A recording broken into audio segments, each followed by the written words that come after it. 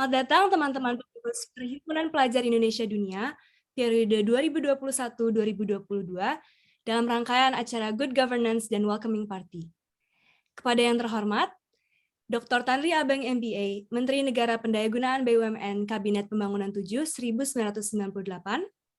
Yang terhormat Dr. Asep Sukmai Brada, SEMM Akal CA, praktisi akuntan manajemen.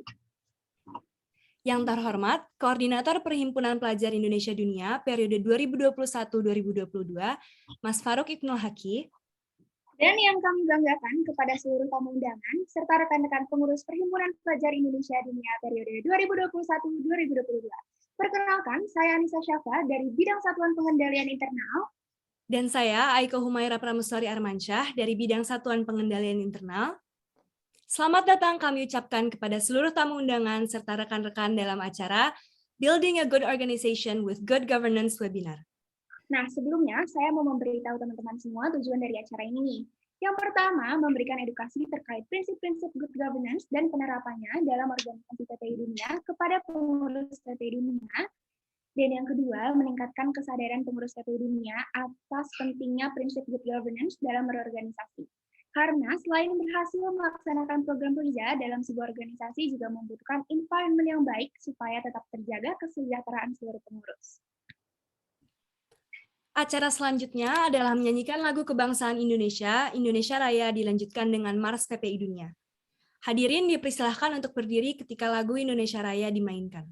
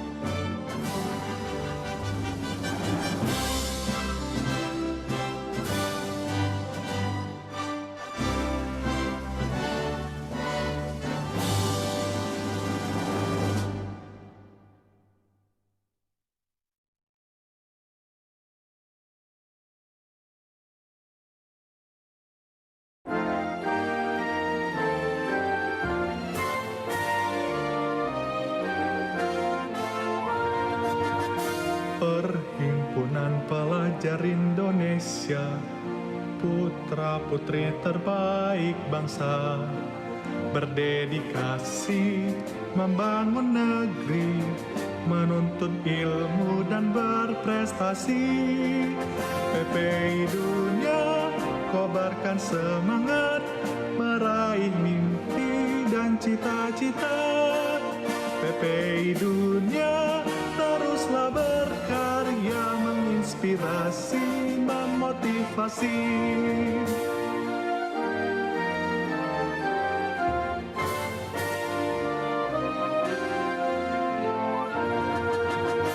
Perhimpunan Pelajar Indonesia, pelajar yang berbudi mulia, kita bersama membangun bangsa, pantang menyerah, kita pasti bisa.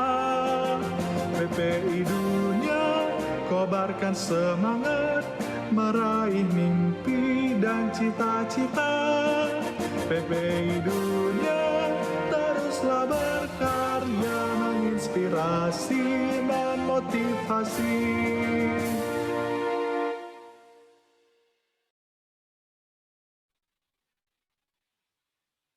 Baik, acara selanjutnya adalah welcoming speech yang akan disampaikan oleh Koordinator Perhimpunan Pelajar Indonesia Dunia 2021-2022. Kepada Mas Faruk Ibnul Haki, waktu dan tempat kami persilahkan.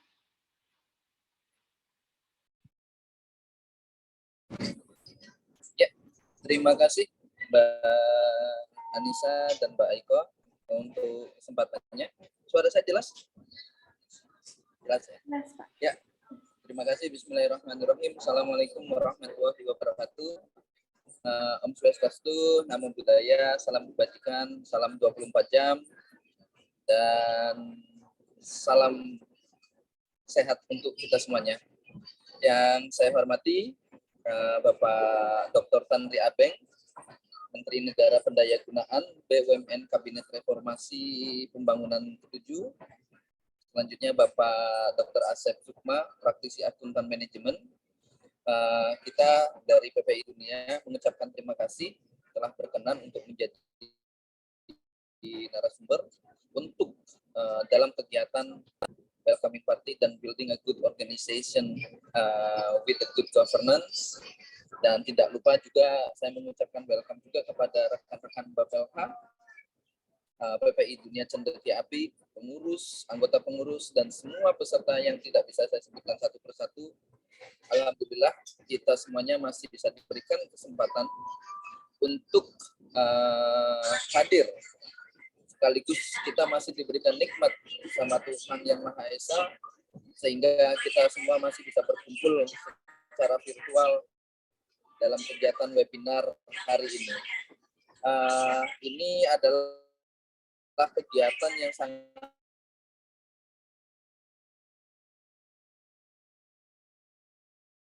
luar biasa sekali. Karena apa? COVID-19 ini tentunya telah menimbulkan suatu disrupsi dan tentunya telah menggeser berbagai macam tatanan kebiasaan kita, hingga akhirnya kita semuanya itu harus sudah terbiasa dengan kegiatan-kegiatan yang secara virtual hari ini. Dan ini tentunya ini akan sangat penting sekali kita untuk PPI Dunia yang beranggotakan 60 PPI negara di seluruh dunia, tentu untuk mengingatkan kita akan pentingnya penerapan good organization governance.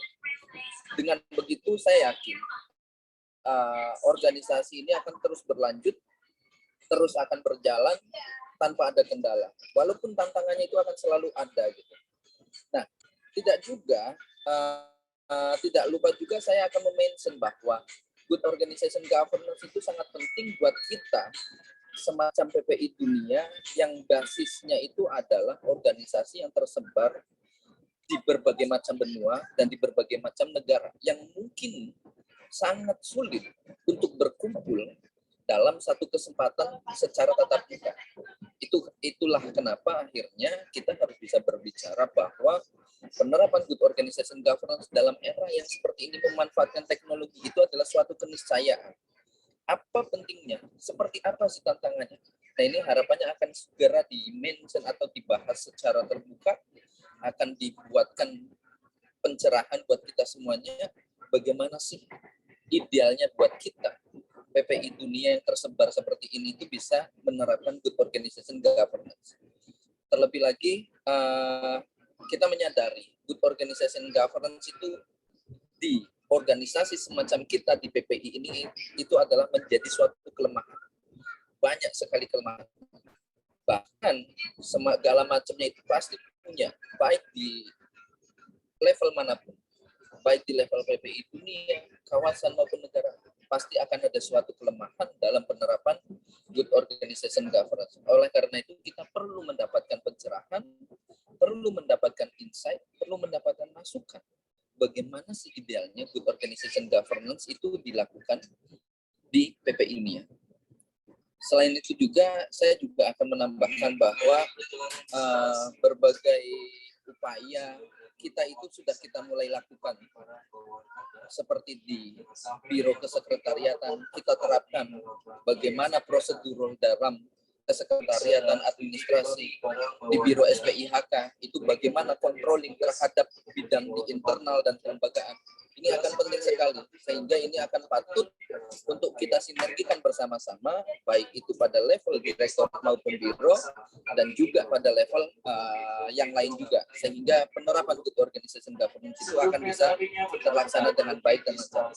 Mohon maaf sebelumnya ini suaranya banyak gangguan karena saya masih dalam perjalanan, tetapi overall saya menyadari bahwa PPI dunia membutuhkan dan harus bisa mampu menerapkan good organization governance.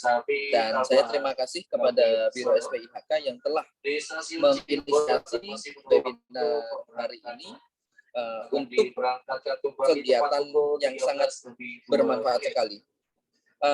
Terakhir, tidak lupa juga saya ingin menyampaikan bahwa dengan adanya pandemi seperti ini, lalu dengan banyaknya permasalahan seperti tantangan dalam kondisi yang saat ini, tentunya kita memerlukan suatu gotong royong bersama. Nah, bagaimana gotong royong bersama ini kita bisa terapkan dalam penerapan tata kelola good organization itu seperti apa? Sehingga dengan kita semakin bisa bergotong royong bersama-sama, ini bisa kita semakin mudah untuk mengeksekusi program maupun bisa mengembangkan program yang semakin bermanfaat. Itu yang bisa saya sampaikan kepada rekan-rekan semuanya, dan sekali lagi saya mengucapkan terima kasih kepada narasumber yang telah berkenan untuk mengisi dalam kegiatan webinar ataupun upgrading buat kita semuanya bagaimana sih menerapkan good organization governance untuk kita di PPI dunia. Terima kasih, itu yang bisa saya sampaikan. Billahi taufiq wal hidayah. Wassalamualaikum warahmatullahi wabarakatuh. Om Santi Santi Om. Salam perhimpunan dan salam cendekia apik. Waalaikumsalam warahmatullahi wabarakatuh. Terima kasih banyak kami ucapkan kepada Mas Faruk atas sambutannya yang hangat. Semoga selamat sampai tujuan ya Mas. Selanjutnya adalah sesi foto bersama. Dipersilakan kepada teman-teman semua untuk mengaktifkan web kameranya. Saya serahkan kepada operator yang bertugas. Ya, untuk peserta semuanya diharapkan mengaktifkan kamera dan melakukan. Ya, saya mulai dari slide 1, dijaga posisinya. 1, 2, 3. Ya, baik. Selanjutnya di slide 2, ya ini mohon maaf, ini ada 4 slide ya sebelumnya. Oke, untuk yang slide 2, tetap di posisinya masing-masing. 1, 2, 3. Oke, seperti itu aja, saya kembalikan kepada MC. Selanjutnya adalah sesi materi dengan topik Managing an Organization Systematically by Using Good Governance Principles oleh Dr. Tanri Abeng. Baik, sebelumnya dimulai sesi materi oleh Bapak Tanri, kami ingin menyampaikan bahwa setelah penyampaian materi akan diadakan sesi tanya-jawab. Bagi yang ingin bertanya, dipersilakan untuk menyiapkan pertanyaannya. Baiklah, langsung saja kita mulai sesi materi kali ini. Kepada Bapak Tanri, kami persilakan. Baik, ya pertama-tama saya menyampaikan selamat kepada seluruh anggota pelajar persatuan ya, anggota Persatuan Pelajar Indonesia ini di seluruh dunia ya. Anda itu mempunyai keberuntungan ya bahwa bisa belajar di luar Indonesia, karena tidak saja ilmunya yang diperoleh, tetapi juga kemampuan untuk bisa melihat, mengamati, dan menyadari bagaimana dunia ini berfungsi. Amerika berbeda dengan Asia misalnya. Dalam konteks globalisasi ini, memang kita itu tidak bisa lagi hanya melihat diri kita sendiri saja seperti Indonesia. Jadi dengan perspektif yang Anda miliki, karena kebetulan belajar di luar negeri, itu akan sangat membantu sekali pengembangan dan perkembangan karir Anda di masa-masa yang akan datang ya, karena Anda memiliki perspektif yang berbeda dengan kawan-kawannya yang hanya belajar di Indonesia misalnya. Jadi manfaatkanlah kesempatan ini untuk bisa mendapatkan sebanyak mungkin pengalaman ya, tidak hanya ilmu tapi juga pengalaman dan pengamatan selagi berada di luar negeri. Baik, saya diminta untuk menyampaikan bukan masalah ya, tapi aspek yang terkait dengan organisasi. Nah, bagaimana kita mengelola organisasi yang bisa melaksanakan atau menjalankan governance yang baik, tata kelola yang baik ya. Nah, saya ingin memberikan fundamental daripada organisasi itu sendiri. Saya tidak tahu apa Anda menerima, ada satu slide saja. Coba ini ya. Jadi begini, setiap organisasi apapun ya, termasuk PPID ini, itu harus punya apa yang disebut dengan the purpose. Kenapa dia hadir? Kenapa dia eksis?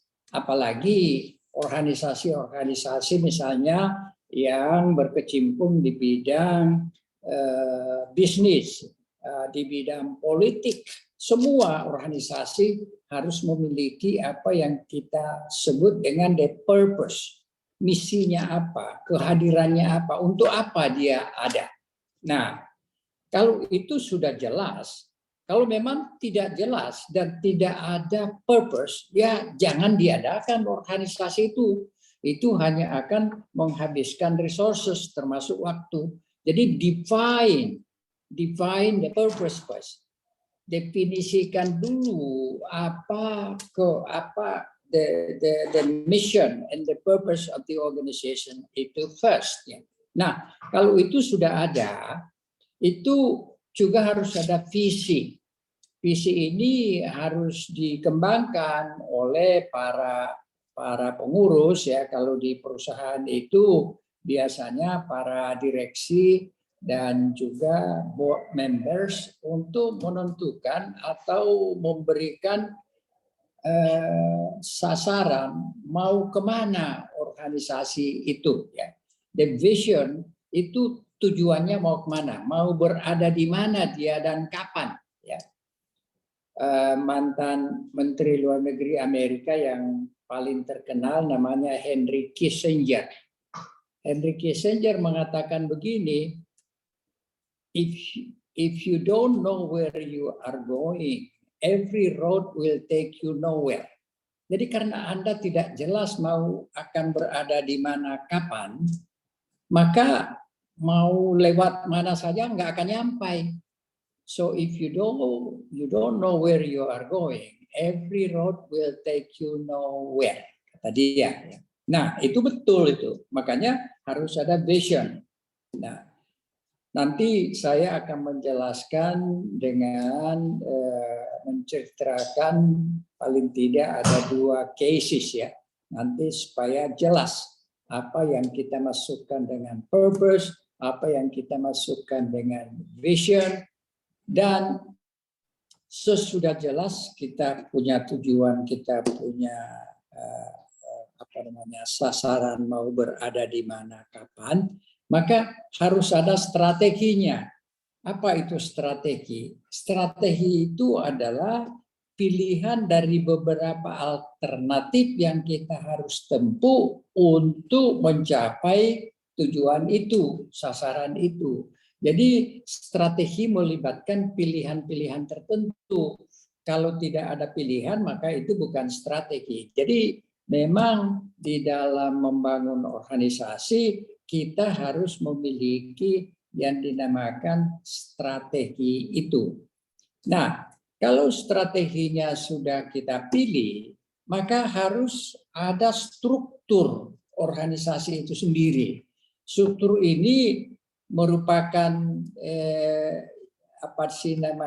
jalan untuk kita tempuh menuju ke tempat di mana kita akan capai gitu ya.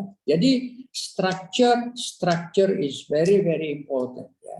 Karena kalau tidak ada strukturnya, maka kita tidak memiliki infrastruktur untuk menuju ke tempat di mana kita harus berada gitu. Nah, tapi at the end of the day sebenarnya kan yang bisa melaksanakan ini semua adalah manusia. Manusia itulah yang kita namakan skill, artinya keterampilan. Dan keterampilan itu berbeda-beda. Ada keterampilan yang hanya teknikal, ya, teknis saja. Ada keterampilan yang manajerial. Manajerial itu lebih melihat kepada bagaimana mengimplementasi tata kelola yang efisien. Nah, itu manajerial. Lalu ada juga skill ketiga yang saya namakan leadership. Jadi kepemimpinan. Nah, kepemimpinan ini penting karena kepemimpinan itulah yang akan melihat mau dikemanakan organisasi itu dalam jangka panjang. Kalau ada masalah, kalau ada hambatan, ada tantangan, ada peluang, yang punya tanggung jawab utama dan kewenangan utama yaitu di leadership, kepemimpinan itu sendiri. Ya, jadi kita lihat fundamental flow daripada organisasi yang baik adalah bahwa dia harus memiliki purpose, harus memiliki vision, harus memiliki strategi, harus ada struktur, dan harus ada orang-orang yang memiliki skill.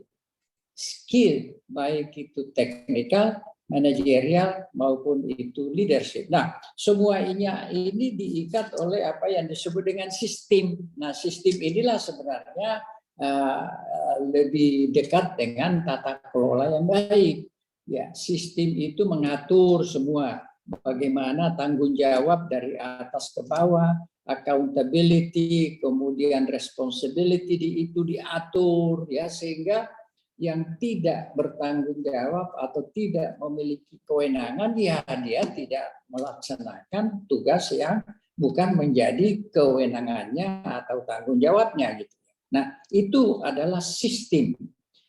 Di situ juga bisa diatur kebijakan yang merupakan bagian daripada sistem. Misalnya kebijakan tentang bagaimana kita akan memilih orang-orang yang akan menjadi anggota atau pengurus dalam organisasi. Begitu juga ada sistem mengenai bagaimana kita akan mempromosikan. Lalu ketiga juga minimal ada sistem bagaimana kita memberikan Jadi tidak serta-merta pimpinan puncak itu menentukan sendiri. Itu tidak governance, itu tidak mengikuti sistem. Jadi misalnya ada kebutuhan untuk mempromosikan seseorang menempati posisi tertentu. Ya, kalau pimpinan itu hanya milih saja, oke, saya mau si A. Tidak melalui sistem misalnya mengetes keilmuannya, mempelajari track records-nya, dan bahkan biasanya ada sistem penilaian atau psychological test. Nah, itu semua bahagian daripada sistem. Dengan demikian, maka yang kuasa itu bukan pimpinan, bukan pucuk pimpinan, tetapi sistem itu sendiri. Itulah good governance itu. Kalau di dalam organisasi yang menentukan semua kebijakan, yang mengimplementasi semua hal yang terjadi dalam organisasi itu hanya satu orang, dan apa yang dia lakukan itu sesuai dengan seleranya dia, mungkin karena dia adalah pemilik misalnya, nah itu tidak governance namanya. Itulah sebabnya maka penting sekali kita membangun sistem, kita membangun kebijakan atau polisi, dan di atas itulah kita bergerak. Itulah yang dinamakan dengan governance yang baik, tata cara, tata kelola yang baik. Dan saya ingin mengulangi bahwa saya sudah menjadi pimpinan puncak dari barangkali paling tidak ada 5 organisasi besar. Tapi saya tidak pernah merasa saya punya kekuasaan. Karena kekuasaan itu ada di sistem. Sistemlah yang kuasa, bukan Tanri Abeng yang kuasa. Nanti saya berikan contoh sebentar pada kasus yang akan saya berikan. Nah,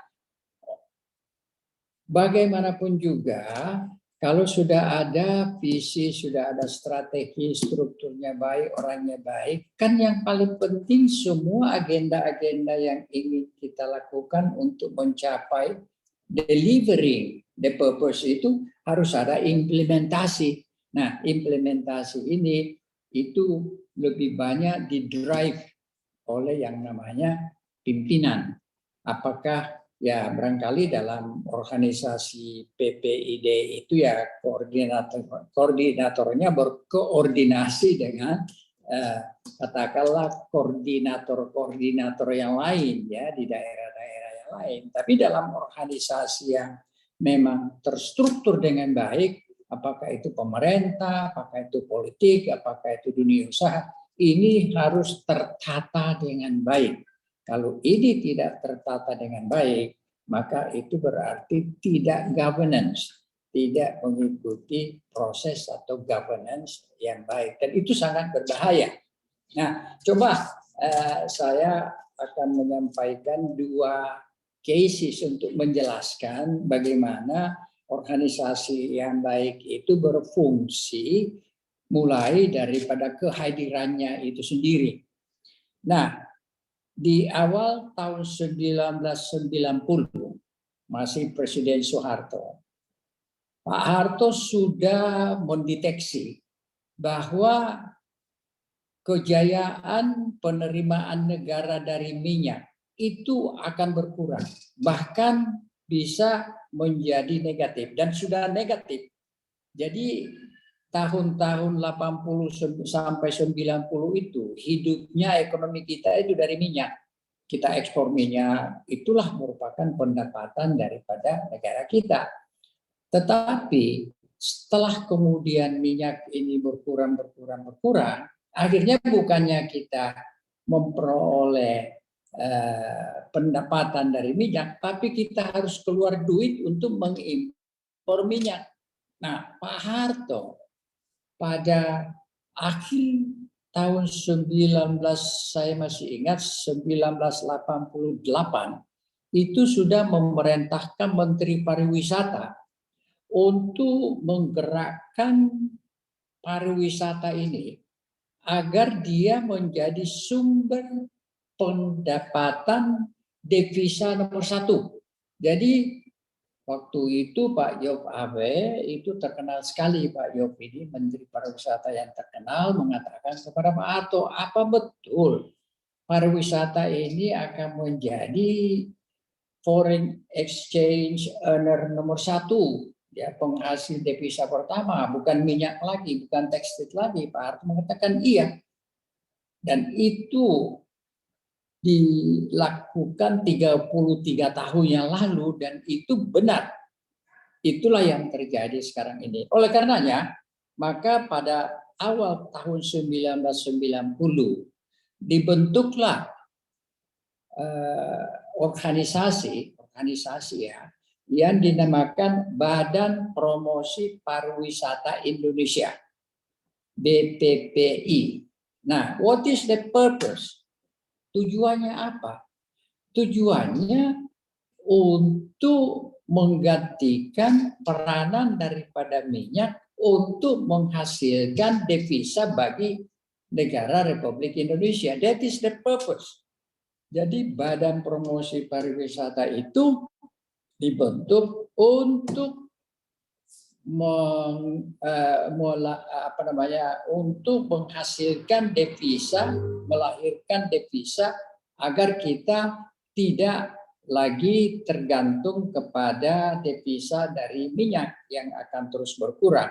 Nah, kebetulan saya ditunjuk oleh Menteri Pariwisata waktu itu untuk menjadi ketua. Jadi posisinya namanya Ketua Badan Promosi Pariwisata Indonesia. Ya, jadi bukan dirut. Dan itu adalah organisasi yang bukan pemerintah, tetapi menyelenggarakan tugasnya pemerintah. Karena Badan Promosi Pariwisata ini mestinya seorang dirjen yang ditunjuk oleh pemerintah, tetapi karena ada badan di luar daripada organisasi birokrasi pemerintah, maka itu diketuai oleh seorang yang bukan birokrat, dan saya waktu itu adalah direktur utama di Multibintang. Jadi saya bukan orang pemerintah. Nah, kembali kepada prosesnya. Jelas tujuan eksistensinya, misinya adalah dia harus mampu untuk melahirkan atau memperoleh devisa agar bisa menggantikan peranan minyak bumi yang terus berkurang. Nah, lalu tentu kita harus menentukan visinya mau kemana. Ya. Jadi pada waktu itu kita membentuk organisasi. Lalu organisasi itu jelas, purpose-nya jelas, visinya apa? Visinya kita mengatakan bahwa dalam jangka waktu 5 tahun, jumlah turis atau wisatawan yang masuk di Indonesia itu mencapai 5 juta. Dengan demikian, maka foreign exchange atau devisa akan diperoleh cukup besar. Nah, itu the vision. Ya, that is the vision. Lalu strateginya bagaimana? Untuk mencapai itu kita menempuh strategi apa? Strateginya itu melakukan promosi. Promosinya apa? Kita melakukan promosi pada saat itu dengan quote unquote menjual Indonesia. Melalui apa? Melalui CNN, melalui media cetak, melalui visit, ataupun kita misalnya melakukan kunjungan ke mancanegara untuk mempromosikan Indonesia. Nah, itu strateginya kita lakukan seperti itu. Jadi sebelum Malaysia itu keluar dengan Malaysia Truly Asia, tahun 94 Indonesia sudah keluar dengan judul ataupun tema Indonesia a World All Its Own, dan itu keluar di CNN. Mungkin anda belum lahir pada waktu itu, tapi itu sudah keluar di situ pada saat itu, atau anda mungkin masih kecil ya, tidak mengikuti. So that is the strategy. Lalu strukturnya bagaimana?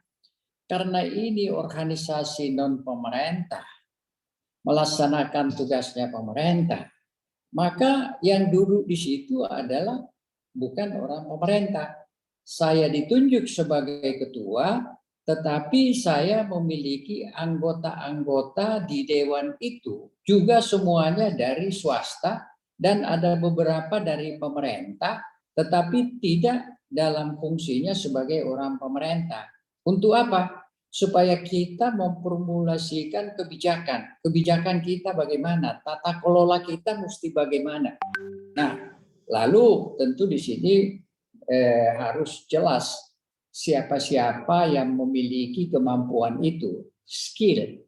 Karena ini badan promosi, maka yang penting adalah orang-orang yang memang sangat piawai melakukan marketing atau promosi khusus yang terkait dengan pariwisata. Jadi waktu itu saya membawa masuk ke Indonesia salah seorang pegawai representatif daripada Departemen Pariwisata di Singapura, Dia orang pemerintah tadinya, dia keluar dari pemerintah, masuk ke tempatnya saya untuk melakukan manajemen sehari-hari daripada program promosi pariwisata itu. Hasilnya apa? Tadi kan visinya untuk meningkatkan pendapatan devisa. Jadi pada tahun 1996, jadi 5 tahun kemudian sejak kita mulai melakukan promosi, jumlah wisatawan yang masuk ke Indonesia mencapai 5 juta. Nah, 5 juta itu menghasilkan devisa 6 miliar dolar. Kita lebih tinggi dari Malaysia.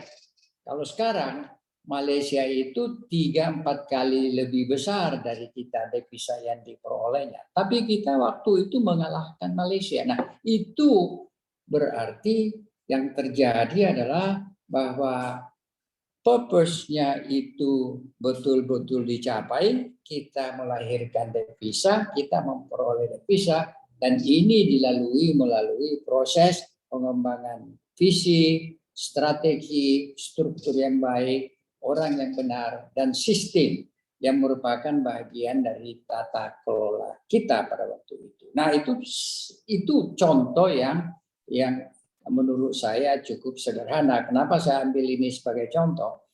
Karena Badan Promosi Pariwisata ini bukan organisasi pemerintah, bukan juga organisasi bisnis. Jadi dia adalah, kita sebutkan pada waktu itu, NGO, Non-Government Organizations. Ya, itu menarik itu, dan ini bisa ditiru. Ya. Nah, yang kedua, masih ada waktu sedikit ya. Saya kebetulan memang ditunjuk oleh Pak Harto pada saat krisis di tahun 1998 awal, akhir 97. Mungkin Anda ada yang sudah mengalami krisis ini. Pada saat itu rupiah kita itu anjlok dari 2.400 per dolar sampai menjadi 15.000. Inflasi kita itu dari 5% menjadi 70%. Bahkan pada saat itu kita punya anggaran fiskal itu jebol, dan oleh karenanya oleh IMF yang memberi pinjaman kepada kita diminta supaya BUMN itu dijual. Nah, apa yang terjadi pada saat krisis itu adalah bahwa sumber-sumber daya yang dimiliki oleh negara itu hampir tidak ada lagi. Yang ada sebenarnya adalah BUMN atau Badan Usaha Milik Negara yang jumlahnya 159. Yang jadi masalah adalah bahwa 159 BUMN ini kebanyakan sakit. Karena dia sakit atau tidak sehat, maka dia tidak bisa memberikan keuntungan dan kontribusi yang cukup untuk negara. Padahal kita dalam kondisi yang sangat kritis. Lalu Pak Harto memanggil saya untuk memberikan konsep kepada beliau, bagaimana caranya ya BUMN 159 ini bisa dapat menciptakan nilai untuk kemudian sebahagian bisa dijual atau paling tidak bisa mendatangkan keuntungan untuk bisa menyumbang kepada APBN berupa dividen. Nah, to cut the story short, yang diinginkan, the purpose adalah sebenarnya untuk memperbaiki kondisi ekonomi negara pada saat kita krisis itu. So that is the purpose. Nah, so what is the vision? Visinya Pak Harto adalah, Saudara Tandri coba pikirkan bagaimana caranya kita meng-create value, yang namanya value creation. Bagaimana supaya BUMN ini nilainya bisa naik, itu value creation namanya. Jadi harus ada strategi untuk menuju ke sana. Nah, akhirnya saya mengusulkan kepada Pak Harto bahwa yang 159 BUMN itu yang pada saat itu dikelola oleh 17 menteri, itu dikeluarkan dari 17 menteri dan masuk dikonsolidasi menjadi satu holding company. Jadi bukan lagi 199 dan dia dikelola secara korporasi. Pak Harto rupanya mengambil pilihan lain.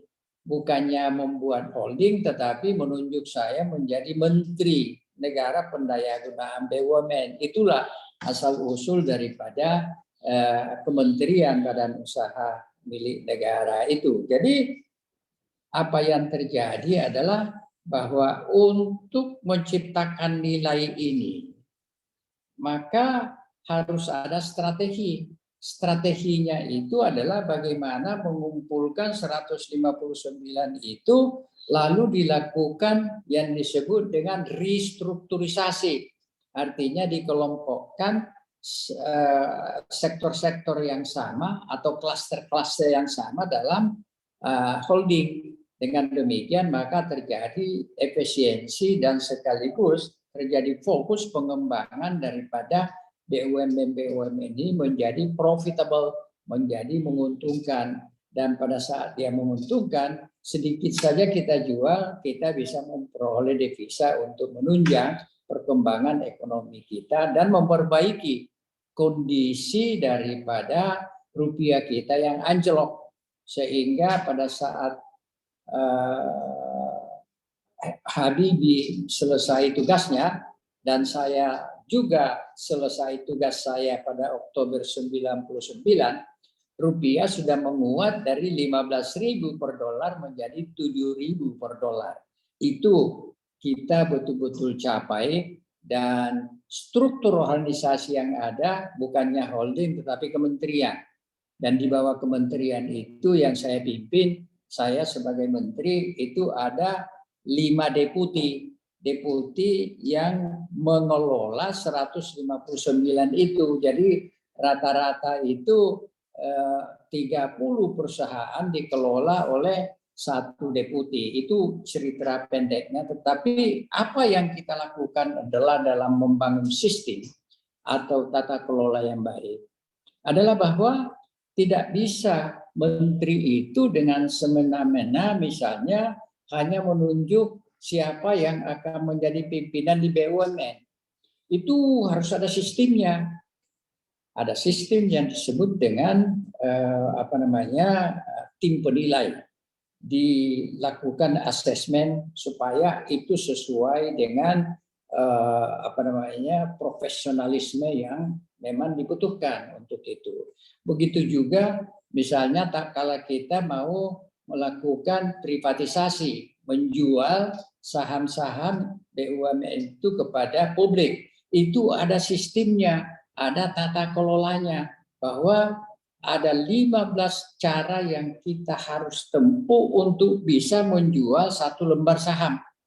Nah, itu tata kelola yang baik, itu governance yang baik. Jadi Tan Ria Beng kalaupun dia seorang menteri, dia tidak punya kuasa. Yang kuasa itu sistem, yang kuasa tata kelola itu sendiri. Itu yang saya kira harus kita bangun untuk bisa mengembangkan organisasi dengan baik yang bisa bertahan dan terus tumbuh dan berkembang.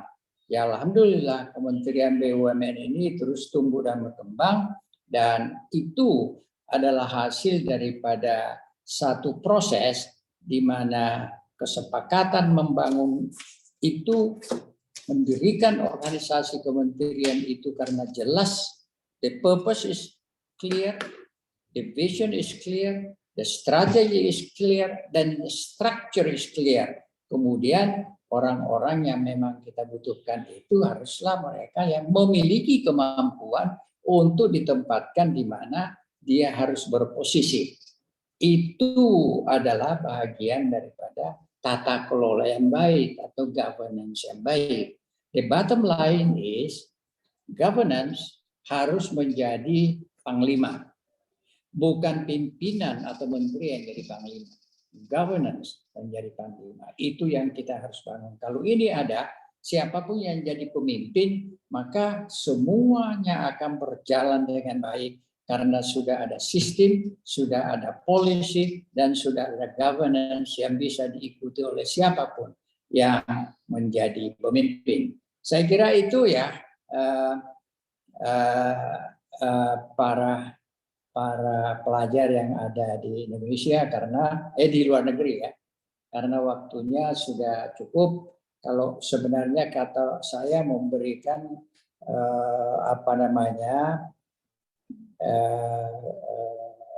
proses pembelajaran mengenai BUMN saja kan minimal 3 jam. Anda minta saya setengah jam, saya kira sudah cukup. Moga-moga apa yang bisa saya sampaikan minimal bisa ditangkap untuk menjadi perspektif di dalam Anda itu mengelola organisasi dan atau membangun organisasi. Karena organisasi tidak bisa berjalan tanpa manusianya. Saya kira demikian.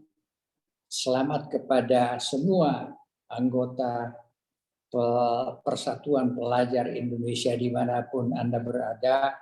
Semoga Anda semua sukses dan kembali berkarya untuk Indonesia dan atau di Indonesia.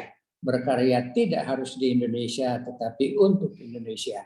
Lebih tentu bagus lagi kalau berkarya untuk Indonesia, di Indonesia, dengan membawa ilmu dan pengalaman yang diperoleh di luar negeri.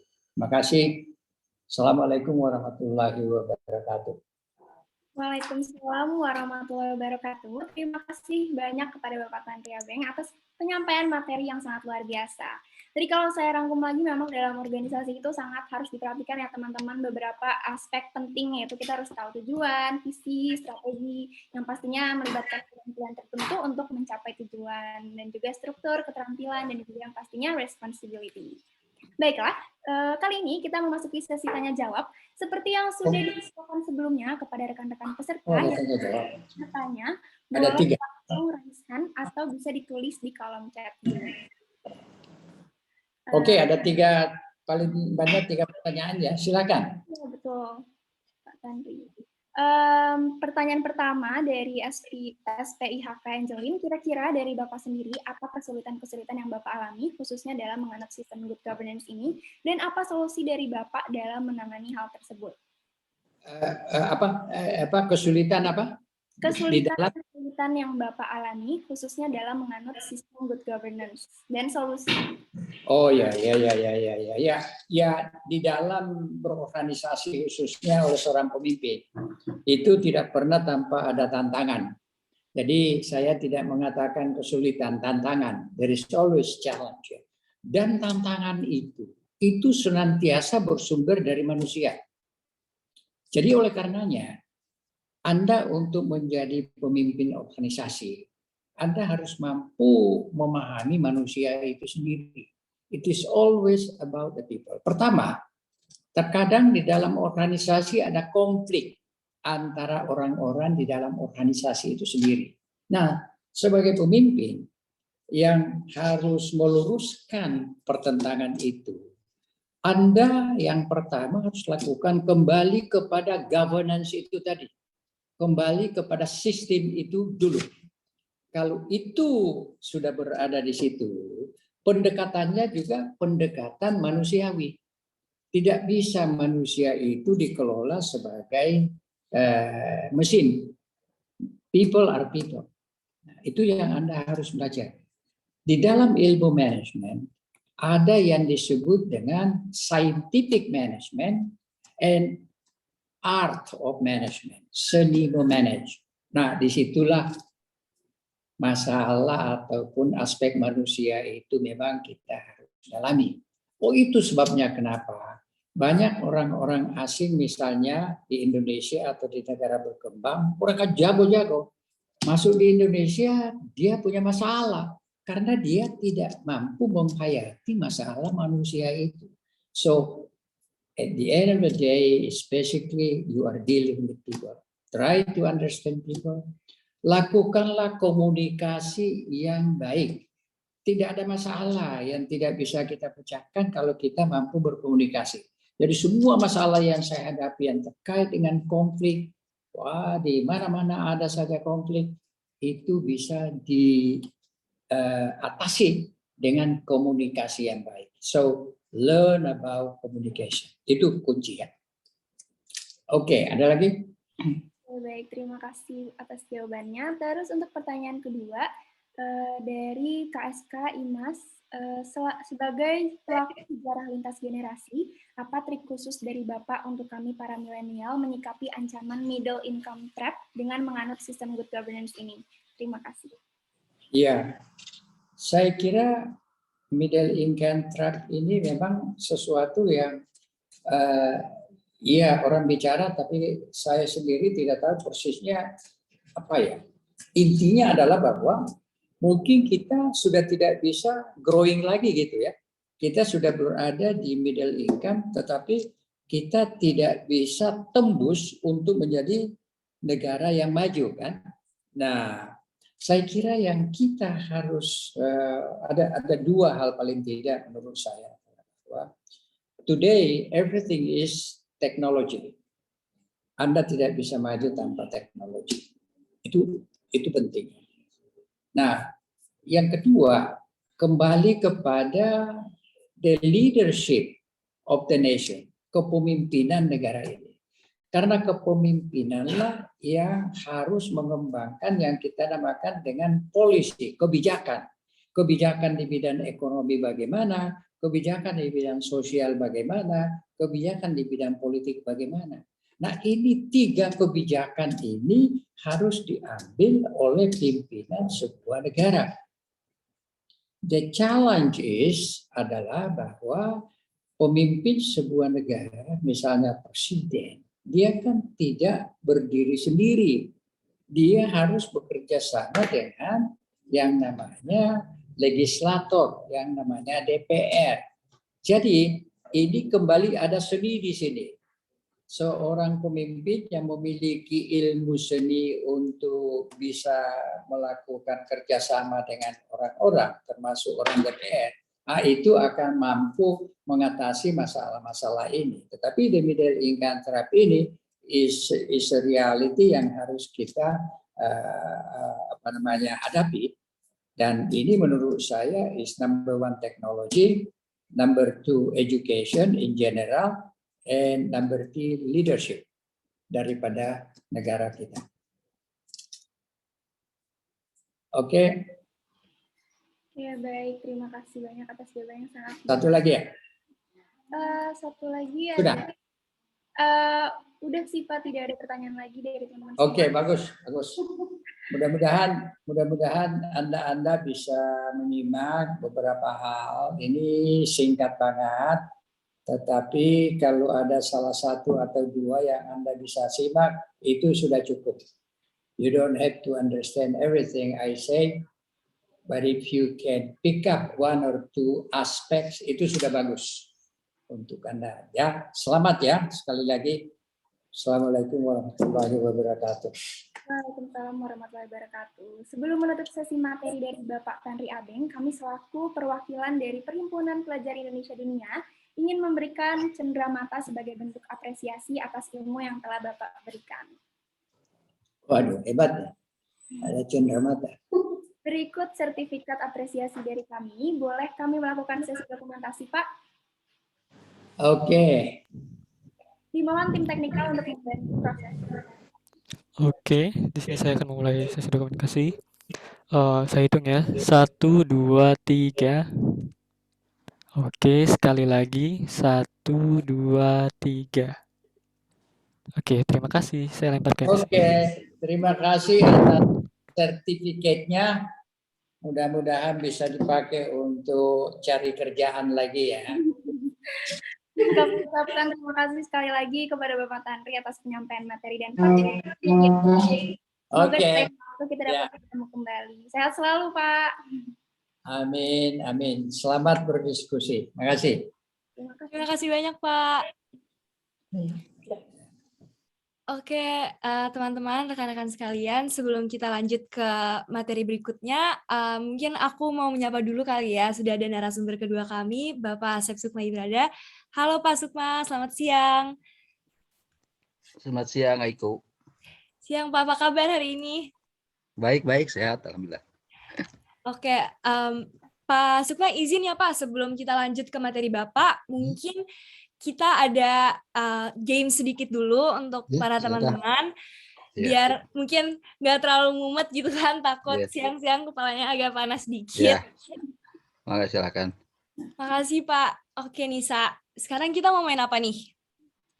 Sekarang kita mau main tebak gambar. Rules-nya simple ya teman-teman. Nanti gambarnya akan ditampilkan di layar. Terus untuk yang tahu jawabannya bisa langsung menggunakan fitur raise hand. Setelah dipilih oleh kami bisa langsung menyebutkan jawabannya. Tapi tunggu dipilih dulu, jangan langsung jawab. Oke, kita mulai aja ya. Oke teman-teman, ini soal pertama. Buat aku sama Nisa ini soalnya agak susah sih ya. Iya, kayak main Jadi, kuis banget. Kira-kira ada yang tahu nggak? Oke. Udah ada nih. Udah ada yang raise hand nih dari DPIBK untuk Mas Muammar Khadafi. Silahkan jawabannya. Jawabannya, I miss you, I cannot wait to meet you. Wah, mantep banget. Bener banget. Oke, operator boleh lanjut ke pertanyaan kedua. Ada di Grab. Itu apa sih Iko yang pertama? Kayaknya itu kayak untuk rambut gitu. Kayaknya ya, kalau nikahan suka lihat. Itu Nisa kayaknya udah ada yang angkat-angkat deh. Dari Selari. Tiba-tiba nggak ada. Oke, jadi kayak ada orang lain yang tahu kali ya. Bisa jawab. Yang kedua tuh Ada di Grab. kayak familiar gitu ya. Oh, tuh udah ada. Oke, dari Mas Ahmad Dava Yomi. Boleh dijawab. Kode promo bukan, Kak? Wah, betul banget. Kayaknya jalan banget ya otaknya ini semua. Oke, pertanyaan selanjutnya. Nah, ini kayaknya agak mudah sih ya. Mudah banget sih. Nama-nama hari. Wah, oke, udah ada Mbak Ika, sekjen kita. Boleh silakan Mbak Ika jawabannya. Nama film Harry Potter? Betul sekali. Oke. Ini masih semangat ya. Lanjut ke pertanyaan selanjutnya. Diem doang. Apa tuh jawabannya? Belum ada yang raise hand.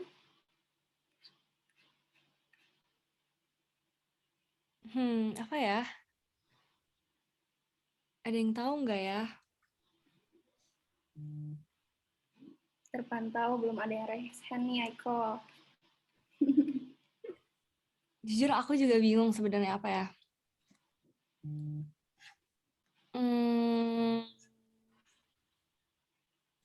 Oke, ada Mbak Haliza dari KSK. Silahkan Mbak. Nah, yang diem doang ya, Limbat. Limbat. Oh iya, bener banget. Bener banget. Dia diem doang ya. Oh ya, oke. Itu susah loh jawabannya. Aku nggak kepikiran sampai Limbat. Ya, lanjut lagi. Ayo dong yang lain. Ramein. Artis yang lagi hamil. Yang bisa jawab. Ada dari Dirkominfo, Mbak Nida Fawas. Boleh dijawab. Aurel. Oke, bener banget. Oke. Oke, boleh lanjut ke soal berikutnya. Pertanyaan ini aku paling bingung tau, Aiko. Aku nggak tahu, sumpah. Ada yang tahu nggak? Kalian lagi kenapa? Kenapa tuh?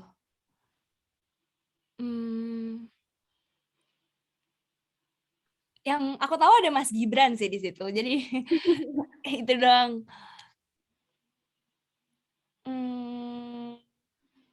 Ada yang tahu nih kira-kira Ada yang tahu? Kita tinggal tunggu 10 detik kali ya, nanti kalau udah bisa kasih tahu jawabannya. Oke. Oh, ada ternyata. Dari Dirkominfo, Mas Markis Tiandi, silahkan. Nggak lagi berantem. Nggak lagi Oh, oh iya. Berantem iya. Bener. Wah, pinter Tadi banget. Gibran sama Tania. Keren banget. Oke. Jawaban tadi apa? Nggak lagi berantem ya. Iya bener. Nggak lagi berantem ya. Aduh, kepikiran ya. Aduh, keren banget. Oke, lanjut ke pertanyaan selanjutnya. Oke, Penyanyi apa tuh?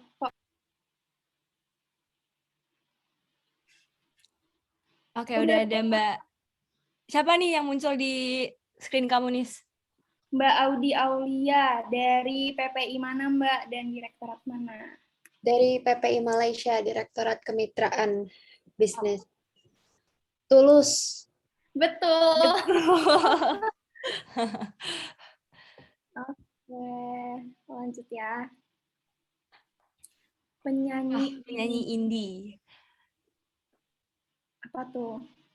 Aku juga bingung yang ini. Langsung ya ada Kak Devina. Mungkin Kak Devina anak-anak senja kali ya, langsung tahu nih siapa. Pamungkas. Jawabannya, Kak. Jawabannya Pamungkas.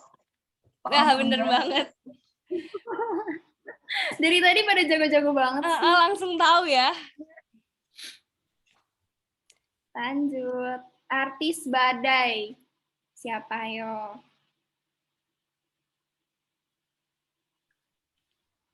Oke, udah ada dari Dirkominfo, Mbak Nida Fawas, silahkan. Syahrini.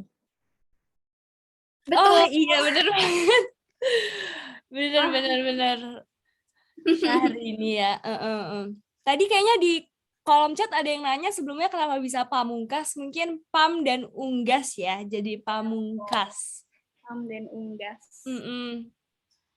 Masih lah mirip-mirip. Oke, selanjutnya. Artis cewek pokoknya. Kok ada Olaf?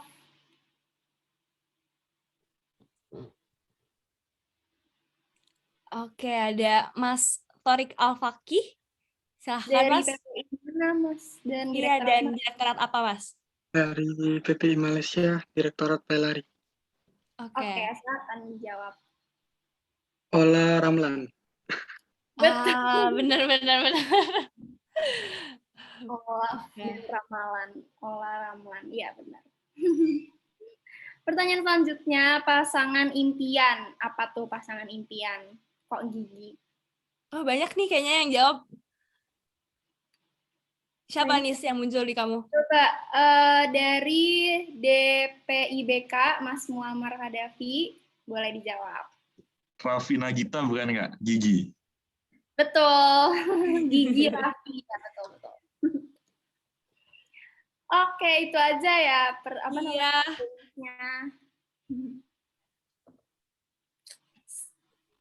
Sampai sini dulu, sekarang kita lanjut ke sesi materi berikutnya. Silakan Anissa. Selanjutnya adalah sesi materi kedua dengan topik Build a Positive Work Environment by Good Governance Principle oleh Dr. Asep Sukmaibrada. Saat ini Bapak Asep Sukmaibrada sudah ada bersama kita. Halo Bapak. Halo, selamat siang. Siang. Salam 24 jam ya. Salam 24 jam, Mbak. Sebelum dimulainya sesi materi oleh Bapak Sukma, kami ingin menyampaikan bahwa setelah penyampaian materi akan diadakan sesi tanya-jawab. Bagi yang ingin bertanya, dipersilahkan untuk menyiapkan pertanyaannya. Baiklah, langsung saja kita mulai sesi materi kali ini. Kepada Bapak Asep Sukmaibrada, kami persilahkan. Ya. Terima kasih izin untuk share. Bismillahirrahmanirrahim. Udah ada share-nya ya, teman-teman? Sudah, Pak. Oh ya, terima kasih. Yang saya hormati Bapak Tanri Abeng kalau masih bergabung, yang saya hormati ketua, pengurus, anggota dari PPID Perhimpunan Pelajar Indonesia Dunia, yang saya hormati para hadirin dan tamu undangan sekalian yang hadir di dalam Zoom meeting ini. Sesuai dengan yang disampaikan kepada saya, nanti perkenankan saya untuk menyampaikan sharing dari pengetahuan dan pengalaman selama saya berorganisasi, baik di organisasi di luar perusahaan maupun di dalam perusahaan. Jadi penekanannya di sini adalah bagaimana kita bisa membangun positif work environment untuk mencapai tujuan organisasi secara good governance. Jadi kalau good governance tadi sudah disampaikan oleh Bapak Tanri Abeng, mungkin nanti akan saya sampaikan sekilas untuk remind. Nanti yang banyak saya sampaikan adalah bagaimana kiat-kiat yang pernah dilakukan mungkin bisa menjadi inspirasi, yang positifnya mungkin nanti bisa diambil, yang negatifnya mungkin tidak perlu diambil, dan tidak perlu semuanya diterapkan, akan disesuaikan nanti dengan kebutuhan organisasi. Bentar. Ini nanti isi dari presentasi saya ada definisi mengenai positif work environment, kemudian karakteristiknya, prosesnya, dan kesimpulan. Nah, dalam definisi saya mensandingkan antara definisi positif work environment dengan good governance, karena kita mau melihat apakah ada relevansinya, keterkaitan antara positive work environment atau good organization dengan good governance. Jadi kalau lihat dari definisinya, positive work environment ini kita ambil dari berbagai sumber ya. Itu lingkungan kerja atau lingkungan organisasi yang mengutamakan keamanan atau safety, kenyamanan, dan pencapaian tujuan yang efektif, efisien, dan transparan. Jadi ini nyambung dengan tadi yang disampaikan oleh Pak Tanri bahwa organisasi kan harus ada tujuan. Nah, bagaimana mencapai tujuannya dengan cara berorganisasi atau bekerja dengan lingkungan yang positif. Kemudian kalau kita melihat dalam definisi good governance, yaitu ini saya sampaikan lagi apa yang disampaikan tadi oleh Pak Tanri Abeng, yaitu tata kelola organisasi yang baik untuk mendukung pencapaian tujuan organisasi secara efektif, efisien, bersih, transparan, serta menciptakan kepercayaan stakeholder dalam organisasi. Jadi di sini good governance itu bukan aturan hukum, tapi etika dalam menjalankan organisasi. Walaupun tadi Pak Tanri sampaikan dan sebagaimana diketahui bahwa di dalam BUMN, di dalam perusahaan-perusahaan itu good governance dijadikan salah satu aturan atau salah satu reference, tapi itu bukan aturan hukum, walaupun ada beberapa organisasi yang menilainya gitu seperti itu. Jadi kalau kalian melihat jadi definisi ini ada keterkaitan. Pertama adalah dua-duanya dari positive work environment dan good governance ini untuk mencapai tujuan. Tujuannya sama, yang efektif, yang efisien, dan transparan. Terutama dalam transparansinya. Nah, berikutnya adalah saya ingin menyampaikan mengenai karakteristiknya. Jadi bagaimana sih organisasi ini disebut positif work environment, karena ada juga negatif, cuma saya tidak sampaikan di sini. Kebalikannya dari kondisi yang positif work environment. Pertama adalah suasana kerja yang produktif. Kalau tadi Pak Tanri menyampaikan mengenai secara manajerial harus ada goal, ada visi, misi, strategi, dan sebagainya. Ini kita akan melihatnya dalam bagaimana cara mencapai atau melakukan langkah tersebut, tapi dengan suasana yang menyenangkan, suasana nyaman, seperti itu. Karena kita berkumpul dalam suatu organisasi, dalam PPID misalnya, itu adalah untuk mencapai tujuan. Suasana yang produktif adalah yang bagaimana? Suasana yang produktif itu pertama tadi bahwa ada tujuan yang ingin dicapai dari organisasi ini. Pasti sudah membuat goalnya seperti apa, visinya, kemudian juga strateginya seperti apa.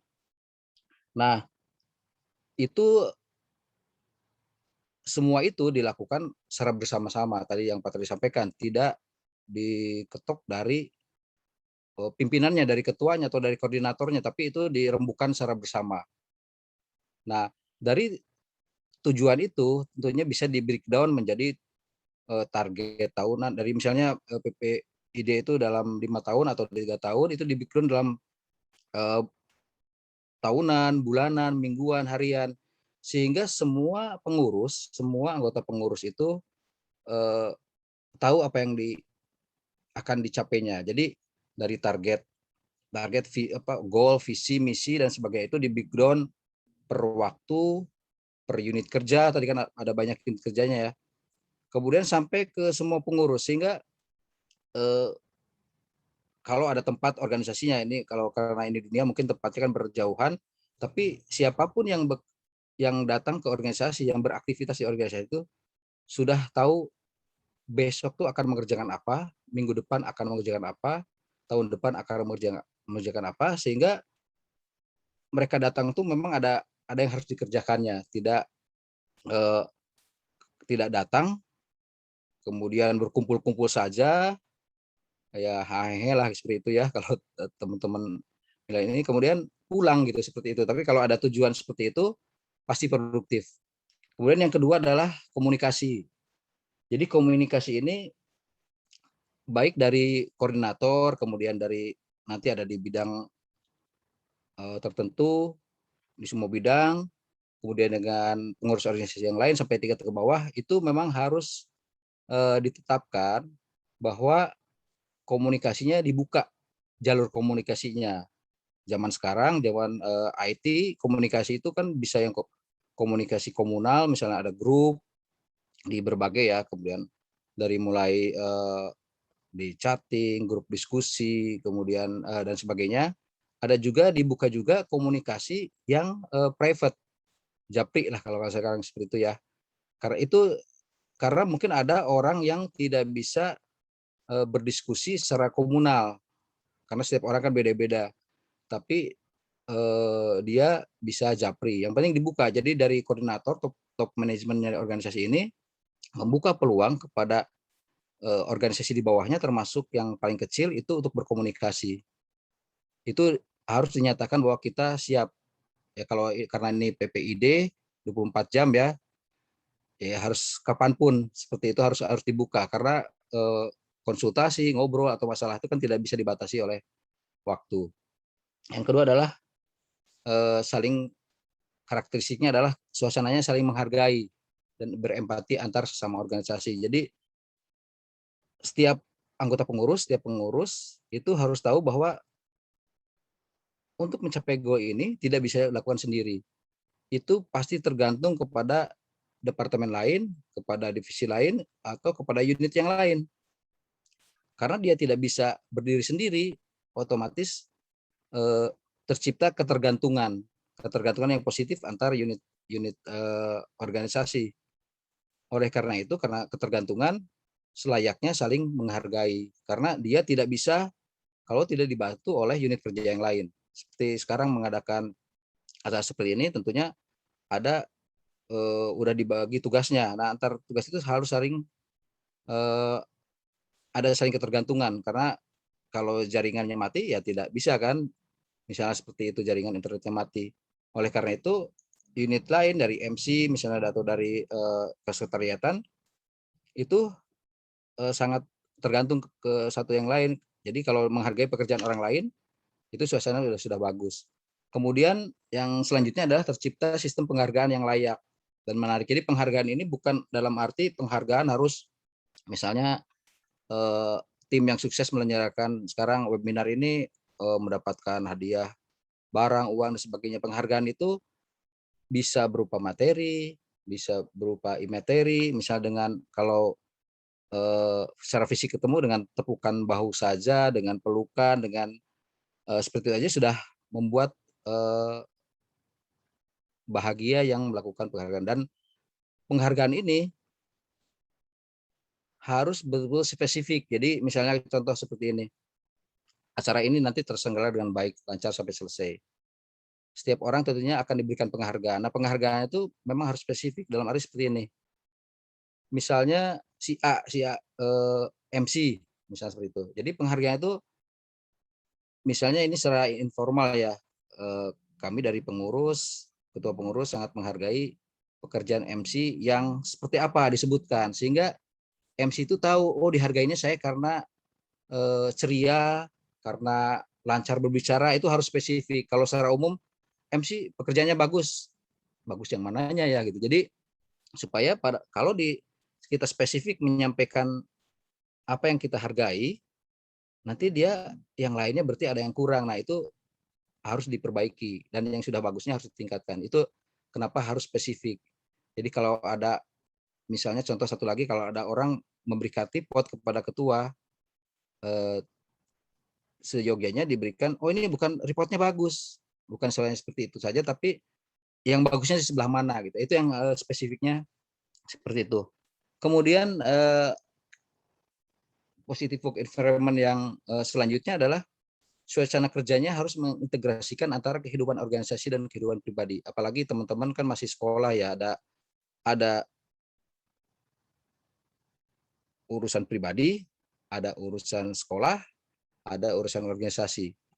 Zaman sebelumnya, mungkin sebelum ada pandemi ini, istilahnya work-life balance. Jadi harus membalance antara kehidupan pribadi dengan kehidupan organisasi. Tapi dengan adanya, apalagi dengan adanya pandemi, banyak work from home, banyak berorganisasi di rumah, apalagi PPID ini tersebar, tentunya tidak selamanya harus ketemu, tentunya harus bisa mengintegrasikan, harus mensinkronkan antara tadi pekerjaan pribadi, kepentingan pribadi, misalnya kemudian ada juga nanti sekolahnya dengan organisasinya, itu harus sinkron. Jadi apalagi kalau PPID itu tentunya waktu ya, mensinkronkan waktunya.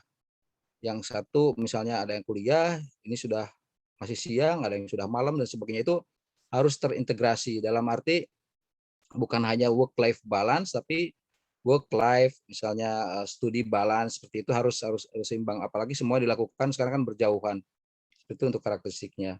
Untuk positive work environment. Kemudian kalau good governance ini saya sampaikan secara sepintas saja. Jadi ada prinsip atau karakteristik dari good governance. Ini saya ambil dari good governance. Yang pertama adalah transparansi, di mana semuanya kecuali itu betul-betul hal-hal yang rahasia organisasi banget, kemudian rahasia pribadi, tapi semua yang dilakukan organisasi dari level tertinggi sampai ke bawah harus transparan. Karena harus dipertanggungjawabkan kepada anggota PPID seluruh dunia, kan pengurus itu harus mempertanggungjawabkan. Kalau tidak transparan, nanti tidak bisa mempertanggungjawabkan. Nyambung dengan tadi akuntabilitas. Kalau tidak transparan, tentunya tidak bisa melakukan accountability, tidak bisa mempertanggungjawabkan kepengurusan ini. Nah, kemudian responsibility, ya setiap dari mulai pengurusan secara keseluruhan, dari mulai ketua ke masing-masing bidang itu harus diciptakan tanggung jawabnya, seperti tadi Pak Tanti tadi sampaikan, tidak bisa tanggung jawab itu dipegang oleh ketua saja, tapi semua harus diberikan ke bawah sehingga semua mempunyai tanggung jawab masing-masing. Kemudian harus ada independensi. Jadi walaupun tadi saya sampaikan harus berkolaborasi, harus komunikasi, harus berintegrasi, tapi independensi organisasi dibandingkan dengan organisasi lain itu harus independen. Kemudian juga dalam hal melaksanakan tugasnya itu harus independen gitu, tidak bisa dipengaruhi hal negatif. Kalau pengaruhnya nanti hal positif ya oke. Kemudian kewajaran dan kesetaraan. Jadi organisasi misalnya PPID ini ya setara dengan organisasi lain, tidak ada yang underbow di bawahnya atau di atasnya. Kemudian di dalam organisasi juga sama, di dalamnya harus juga ada kesetaraan. Walaupun ada ketua, itu secara organisasi memang ada hierarkinya. Tapi semuanya itu adalah anggota PPID. Hanya teman-teman yang di pengurus diberikan tanggung jawab justru untuk memimpin. Tapi semuanya kan dalam organisasi tetap satu suara seperti itu. Nah, kemudian berikutnya ini yang intinya adalah bagaimana membangun positive work environment dari tadi saya sampaikan dari pengetahuan yang saya peroleh selama dari mulai kuliah, bekerja, dan kemudian pengalaman juga baik di organisasi di perusahaan maupun di organisasi lain. Nah, ini pertama adalah yang penting adalah membangun good leadership. Tadi Pak Tari sudah sampaikan, ada manajemen, ada manajerial, ada leadership. Itu suatu hal yang berbeda. Kalau manajemen itu kan kalau di orang manajemen tuh doing thing through people. Dia mengerjakan lewat orang lain gitu. Beda dengan leader. Kalau leader itu memang melakukan sesuatu secara bersama-sama. Dia terjun gitu seperti itu. Leader itu. Nah, saya punya quote-quote tertentu yang memang mungkin bisa ini menjadi inspirasi juga. Ini saya kalau yang ini yang good leader creates next leader itu saya ambil dari Steve Jobs itu. Jadi leader itu misalnya sekarang ada ketua, koordinator, ada nanti ketua bidang, kepala bidang. Nah itu kalau leader itu harus menciptakan, harus mampu selama kepengurusan itu harus menciptakan leader-leader berikutnya.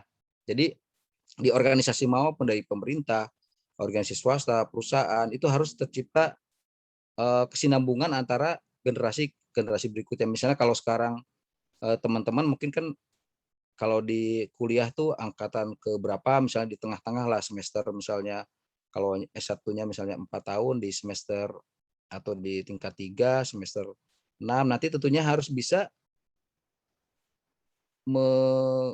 ada teman-teman yang angkatan di bawahnya itu harus bisa melanjutkan. Nah itu kalau leader yang baik itu harus menciptakan.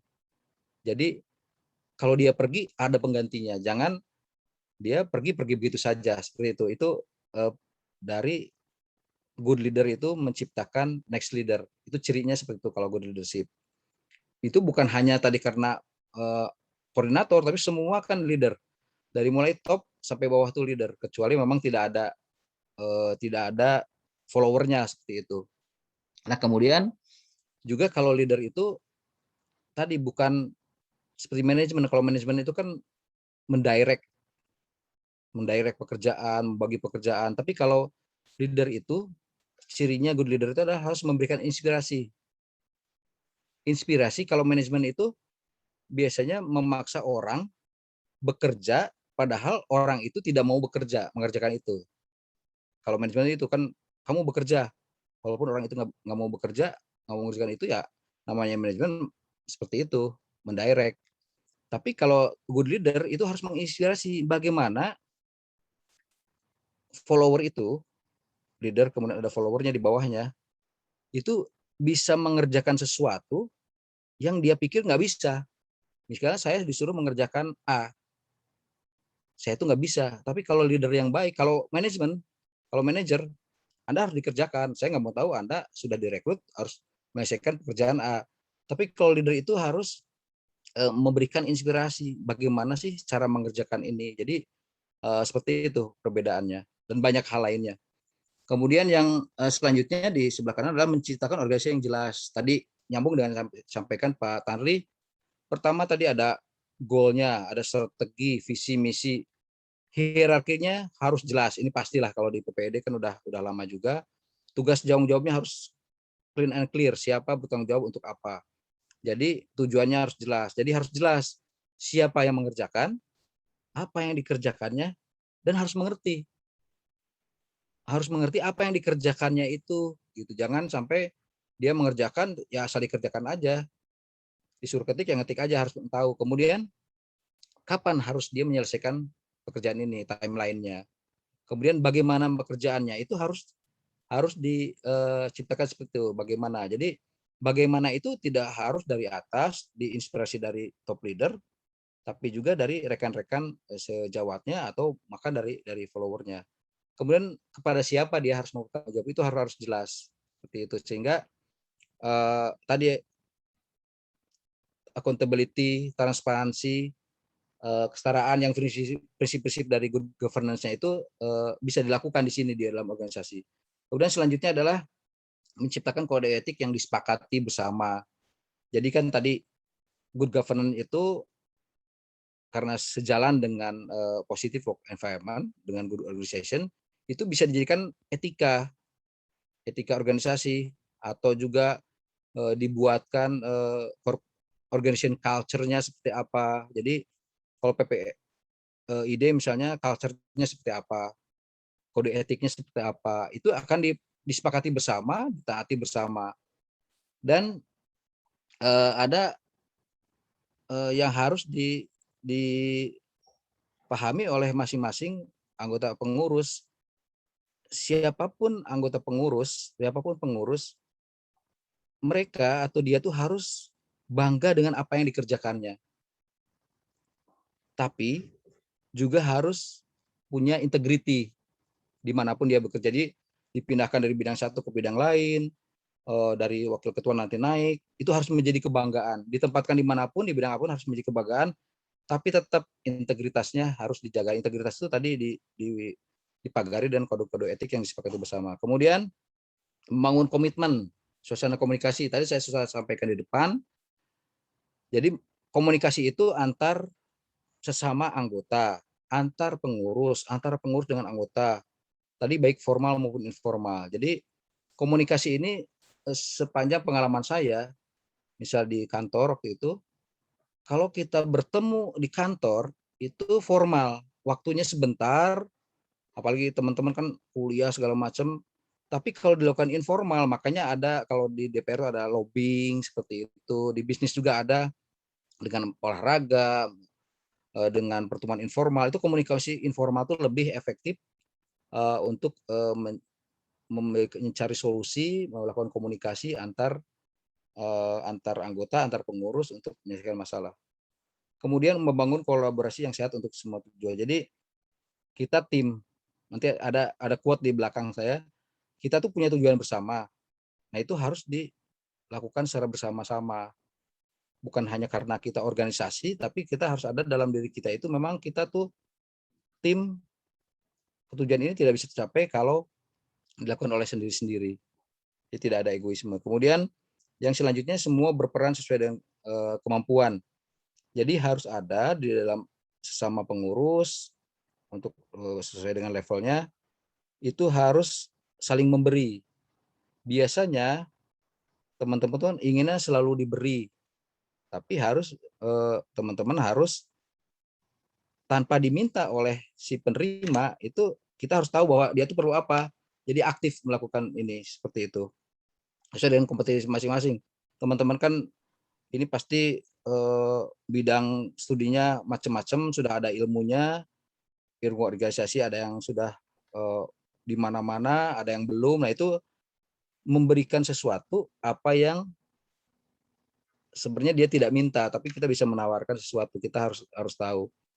Nah kemudian menciptakan inovasi dan sensitif toward teknologi. Jadi tadi sampaikan, kalau saya punya quote juga tadi karena saya mengagumi Steve Jobs, put a ding in universe. Jadi kita tuh harus inovasi dalam organisasi ini, dalam bekerja, dalam kehidupan, harus berinovasi.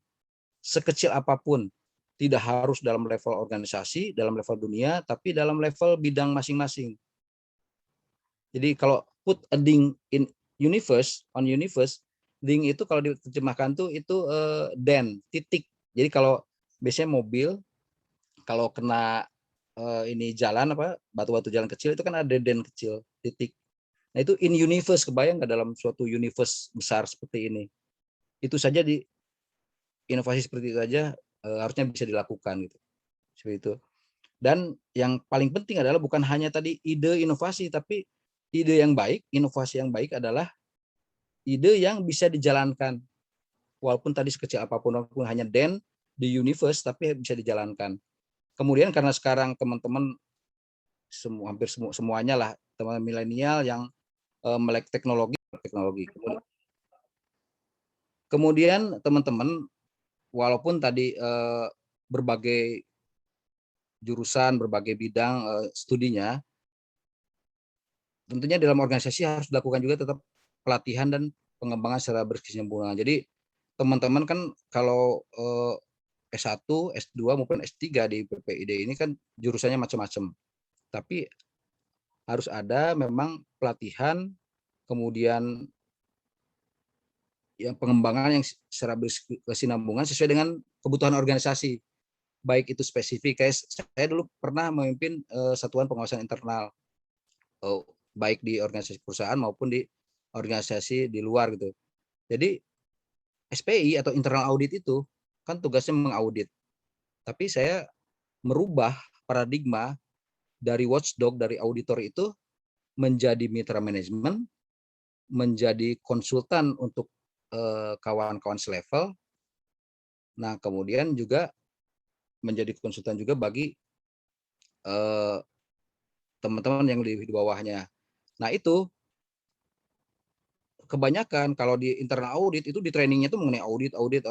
Kalau saya enggak, jadi ada training mengenai internal audit, tapi juga ada training mengenai misalnya bagaimana seorang internal audit itu bisa memberikan konsultasi mengenai marketing kalau dia tidak mengerti marketing. Jadi kalau konsultan itu harusnya ilmunya lebih tinggi. Makanya di internal audit saya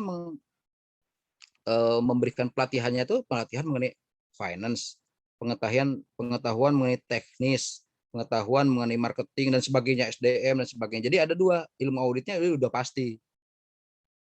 Teman-teman, ilmu yang sekarang lagi dipelajari udah pasti, tapi ilmu lainnya tuh harus dipelajari juga karena itu satu kesatuan. Kemudian yang dua terakhir adalah reward system, tadi saya sudah sampaikan harus ada. Kemudian work life integration tadi saya sampaikan, jadi jangan work hard tapi work smart, harus smart worknya, nanti maksudnya dalam bekerja di organisasi itu harus smart. Kemudian play-nya smart, jadi tadi itu mengintegrasikan antara bekerja di organisasi, kesenangan, jadi bukan hanya menjalankan organisasi pada stres semua mencapai target, tapi juga kawan-kawan melakukan kesenangan sesuai dengan bakatnya masing-masing.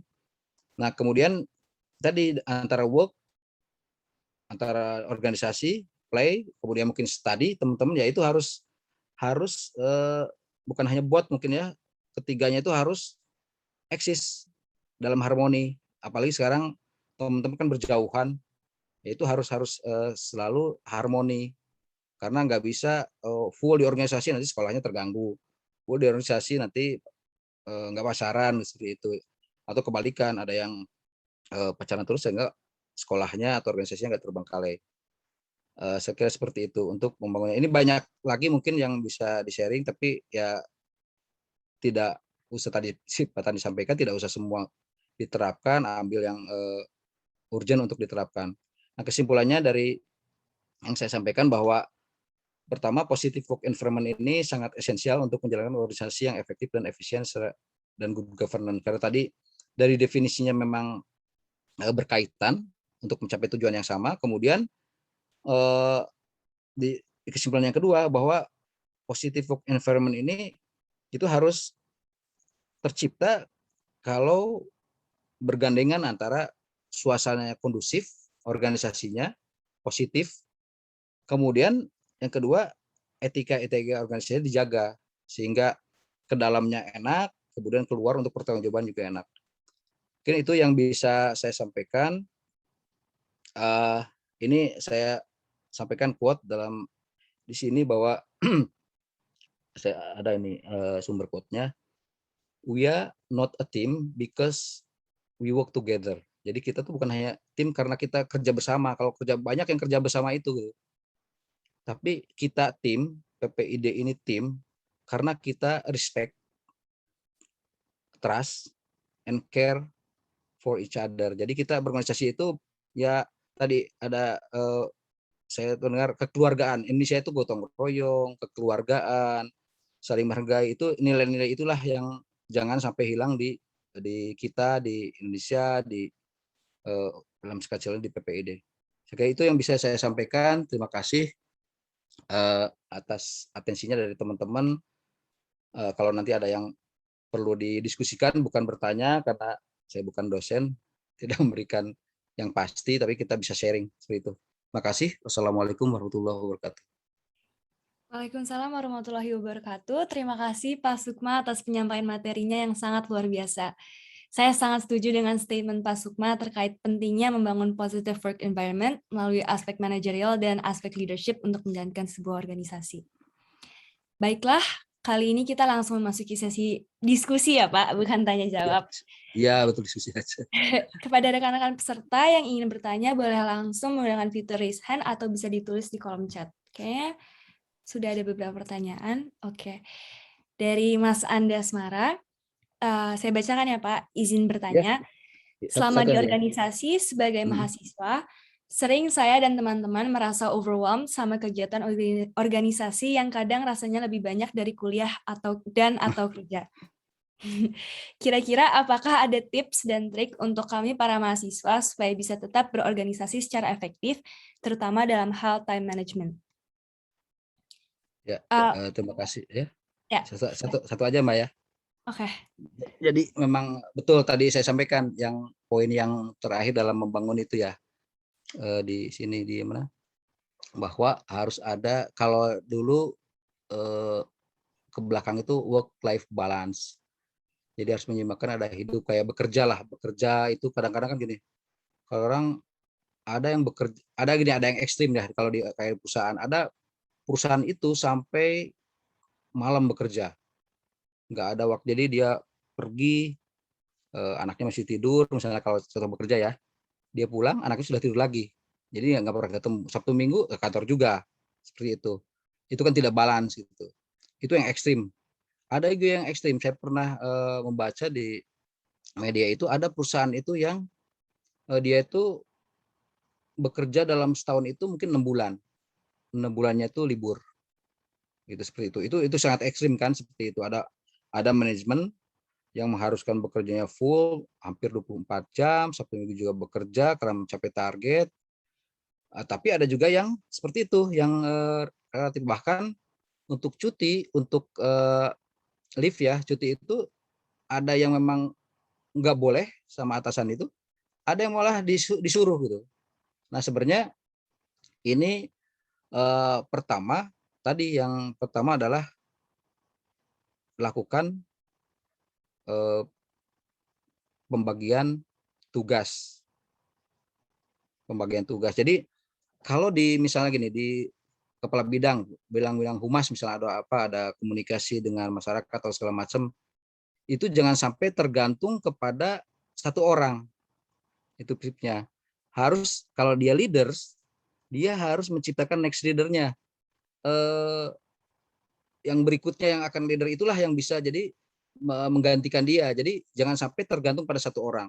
Nah itu karena dengan pembagian tugas, kemudian dari tugas yang menjadi tanggung jawabnya A, misalnya bidang komunikasi, itu harus menciptakan leader berikutnya, sehingga semua ilmunya itu sama. Ilmu antara dia dengan leader berikutnya sama. Sehingga apabila ini ketua tadi yang udah overwhelming dengan kuliah, urusan pribadi dan sebagainya, urusan organisasi sehingga kuliahnya terbengkalai, itu bisa. Jadi tidak bergantung kepada satu orang. Begitu dia pas kuliah, dia kuliah. Organisasi masih bisa dipegang oleh the next leader-nya. Sama kalau dia mau liburan pulang ke Indonesia misalnya, yang satu ya bisa gantian seperti itu. Malah bukan next leader itu tidak hanya satu, dia menciptakan next berikutnya. Seperti itu mungkin salah satu tipsnya yang bisa saya share ke teman-teman. Mungkin boleh satu pertanyaan kali ya Pak Sukma. Ya, Satu silakan. pertanyaan lagi. Ini cukup menarik sih pertanyaannya. Bagaimana memastikan agar kehidupan personal dengan organisasi tidak bertabrakan?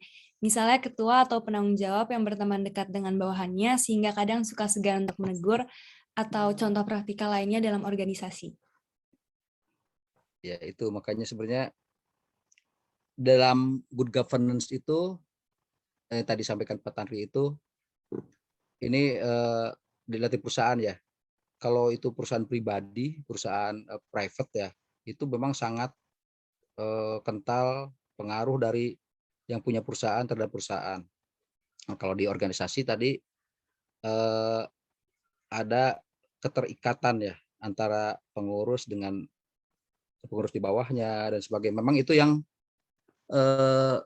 pertama seharusnya bisa dihindari gitu, sebisa mungkin dihindari. Apalagi kalau di perusahaan itu nggak boleh. Kalau di perusahaan itu, misalnya di BUMN tidak boleh ada anggota keluarga.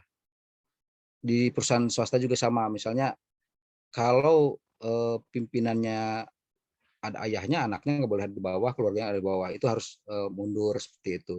Tapi kan dalam organisasi mungkin tidak bisa saklek seperti itu ya. Kalau di perusahaan seperti itu, karena banyak case-case yang sama di perusahaan juga, yang terutama kalau dulu di BUMN tidak boleh ada anggota keluarga yang satu organisasi, satu perusahaan, tidak boleh ada anaknya, karena tadi untuk menghindari faktor tadi itu tidak bisa menegur. Kemudian nanti kalau dia antara auditor misalnya dengan auditi itu nggak bisa menegur, atau malah maaf teman-teman belum rumah tangga, kalau di rumah itu nanti kalau pacaran itu bisa pecah, yang satu auditor yang satu auditi, ya di rumah pecah kan, atau di pacarnya pecah. Itu kalau bisa itu sebisa mungkin memang dihindari gitu, karena itu ada mungkin ada jadi masalah antara tadi pimpinan di atasnya dengan bawahnya yang beda, tapi juga dari teman-teman yang lain. Jadi kan tidak akan menjadi negatif dari teman-temannya. Itu kalau bisa dihindari adanya hubungan seperti itu kalau bisa gitu. Tapi kalau enggak, memang tadi yang work life sama studi balance-nya itu yang harus harus berkomitmen. Antara dua orang itu misalnya harus berkomitmen, walaupun nanti ada risikonya ya, berkomitmen bahwa kalau di organisasi ya dalam tanda kutip atasan bawahan lah, seperti itu. Kalau salah dia harus menegur, kalau itu kan komitmennya bersama, bukan komit berdua, tapi harus komit bersama. Siapapun, apapun, tidak mengenal, walaupun di atasnya tadi mau pacaran, mau yang satu anak kopral, yang satu anak jenderal di bawahnya, itu harus sama. Itu harus komitmen semua organisasi. Makanya itu di dalam etika organisasi harus disebutkan yang tidak adanya kesetaraan. Kemudian tidak adanya hubungan pribadi yang kental, kecuali memang ada komitmen untuk memisahkan pada waktu berorganisasi. Tapi kalau di tempat lainnya ya harus bisa ini juga gitu. Kalau di organisasi ya saklek seperti ini, walaupun tetap berkomunikasi, tapi karena kita menerapkan good governance, itu harus ada etikanya, harus ada tanggung jawab, pemisahan tanggung jawabnya dalam organisasi, namanya teguran, kemudian segala macam itu harus berjalan. Saya kira itu mungkin yang bisa saya share. Terima kasih banyak Bapak Asep Sukma Ibrada atas jawabannya.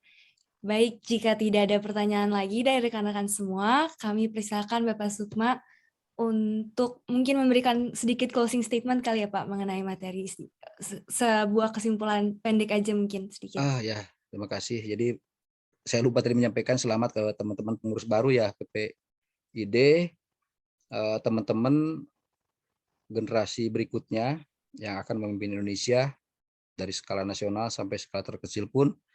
Tapi untuk berperan untuk memajukan Indonesia itu tidak harus menunggu sampai teman-teman lulus, sampai bekerja, itu dari mulai sekarang. Jadi pemerintah Indonesia, masyarakat Indonesia perlu masukan dari teman-teman. Jadi teman-teman diharapkan memberikan masukan yang positif terhadap kami yang ada di Indonesia, supaya di musim pandemi ini, yang mudah-mudahan tidak ada krisis lagi, tapi seperti yang tadi disampaikan Pak Tanri, itu memberikan sumbangsih, karena teman-teman ini bukan milenial lagi, udah maju lagi mungkin ya, pemikirnya beda dengan pengelola yang sudah generasi baby boomer seperti itu, dengan teknologi yang beda, itu bisa memberikan masukan. Tadi jangan menunggu lulus, berikan sekecil apapun, walaupun itu a thing in universe. Mungkin orang tidak akan melihat dalam mobil aja ada ding, tapi itu merupakan akan menjadi heritage ya, akan menjadi suatu saat itu akan menjadi kebanggaan tersendiri. Bahkan kalau itu nanti menjadi besar, teman-teman sudah bisa bekerja mengabdi di Indonesia maupun di tempat lain, tidak ada masalah. Jadi waktu sekarang lakukan, tempat ya tidak usah di Indonesia, tapi bisa memberikan masukan ke teman-teman yang ada di Indonesia. Kemudian bisa memberikan masukan, kenapa tadi saya sampaikan, belajar ilmu itu di mana saja mungkin sama. Tapi yang kedua yang berbeda itu adalah mengerti budaya dari luar, kemudian bisa di-sharing ke teman-teman di sini, sehingga kita kan sekarang sudah satu kampung dunia. Itu ya yang bisa saya sampaikan. Terima kasih. Terima kasih banyak Pak atas closing statement-nya. Sebelum menutup sesi materi dari Bapak Sukma, mungkin kami selaku perwakilan dari Perhimpunan Pelajar Indonesia Dunia ingin memberikan cenderamata atau kenang-kenangan sebagai bentuk apresiasi atas ilmu yang telah Bapak berikan. Berikut merupakan sertifikat apresiasi dari kami. Boleh melakukan sesi dokumentasi sedikit, Pak? Ya, mangga. Ya, saya serahkan kepada tim operator. Oke, saya hitung ya. 1, 2, 3. Oke, sekali lagi. 1, 2, 3. Oke, baik, terima kasih. Oke, kami ucapkan terima kasih sekali lagi kepada Bapak Sukma atas penyampaian materinya dan kehadirannya di acara ini. Semoga di lain waktu kita mungkin bisa bertemu kembali ya, Pak. Amin. Menunggu diundang ke negara masing-masing, ya, Bapak. Siap. Terima kasih. Terima kasih banyak, Mohon maaf Pak. kalau ada kesalahan, ambil positifnya, negatifnya lupakan saja. Terima kasih. Assalamualaikum warahmatullahi wabarakatuh. Waalaikumsalam warahmatullahi wabarakatuh. Terima kasih banyak, Pak. Terima kasih. Baik, dengan berakhirnya sesi